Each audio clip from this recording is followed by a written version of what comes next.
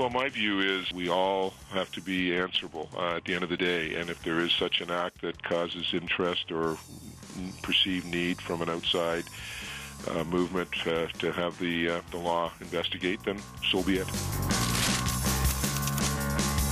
That was the voice of David Branch, OHL Commissioner and CHL President from this morning on the Fan 590. And images like you saw right there are not easy to watch. And it seems like Branch gets busy every year around this time, having to come around and speak to the media about issues surrounding discipline because he's almost become the de facto voice of reason on the issue. No offense, Norm Rumack. Handing down severe punishment when need be.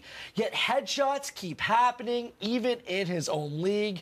And the question is what to do about it. And David Branch suggested right there that what happens on the ice isn't above the law whatsoever. So is this going to take police to become involved in order to make this issue really hit home for changes to be made? I really hope not, David Langford. I think it comes down to the game of hockey not being able to police itself sufficiently. I hate to disagree with you, but These are real good tests coming up right now. There was an ugly incident in Windsor last Thursday night. There was an even uglier incident in Rwanda on Sunday night. Both need intervention in a big way. I think Cassian has to be suspended for the rest of the year from Windsor. And I think the Cormier, captain of the World Junior team, almost heresy to say that, he's got to be out of junior hockey too. You get rid of those two guys, and all of a sudden things will change a little bit. It was very easy for Dave Branch to get rid of a fourth liner, overager, no future in hockey, get rid of him and look like a saint. But here's the tough calls. He's got tough calls, and he's got to make them. Now, my question is that enough to I guess, set a precedent, set the tone at the junior hockey level? Or does this have to happen at the NHL level when a guy like Mike Richards almost takes off David Booth's head and nothing's done whatsoever? So I don't know if it's enough just happening at the junior level. I don't think it is. I mean, these are clearly assaults. Whether it's in sport, it is an assault.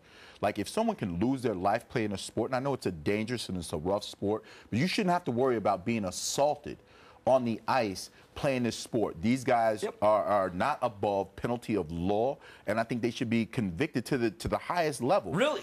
I really do. I think if a guy is convulsing on the ice because a guy intentionally hit him in the head in a sport, come on, then where man. does it stop then in terms of governing hockey? Does that mean taking fighting out of the game? Does that have to come completely in line with society's laws and regulations? They've created an environment in hockey where fighting is part of the culture. You've got to take the most important person in hockey off the air, and that's Don Cherry. Because there's the guy that it all comes down for. It's not Bettman, it's not Dave Branch, it's not whatever, NHLP. Saturday night, boom, that's boom, not boom. fair, Dave, because Don Cherry isn't advocating acts like that. No, but fighting. Like but it all stems from a thought process of fighting. Here's the good fight. Here's the good fight. Anything goes after that. I'm going to have to run against the grain a little bit here. You see, there is contact is part of hockey. It's an essential part of contact. And because hockey, unlike football or any other sport, has that velocity to it. You got guys moving, what, 30, 40 kilometers an hour. Now, guys, I'm not saying anything out of school here. Any one of our viewers who are hockey fans know this, but there are players who will duck themselves into a hitting situation to draw. That's not what it's about. That's not what it's about. Along the boards. Look, did you watch those two incidents? I'm not talking about That's not the boards. That's what we're talking about. I'm saying there is a danger. But there's a defense like that, the ducking. It's a player that got hurt. Well, but it's true. There are players along the boards who will. No, there are players along the boards who will duck into a check to draw. Did you see the two plays? Excuses. That's excuses. That's excuses. I'm not talking about those two incidents. I'm talking about there's that's what we're talking about, though. No, but you guys want a complete rule that'll take out any hitting. We didn't say anything we want about the bad hitting. issues dealt with. Crime and punishment. That's what we want. It's about going above and beyond what is real in hockey. We understand that cross-checking or forechecking and stuff like that is part of the game. But when it's just abject violence for the sake of violence, and it has nothing to do with the sport. But I'm talking about if a guy's carrying the puck and he has his head down, then he's going to get hit. Norman, you mean the Cassian one? Norman, I'm not going to I'm say that you saying had your head down during this last segment, but you certainly had your head somewhere else. And we got to have the show on that note. We'll see you tomorrow night.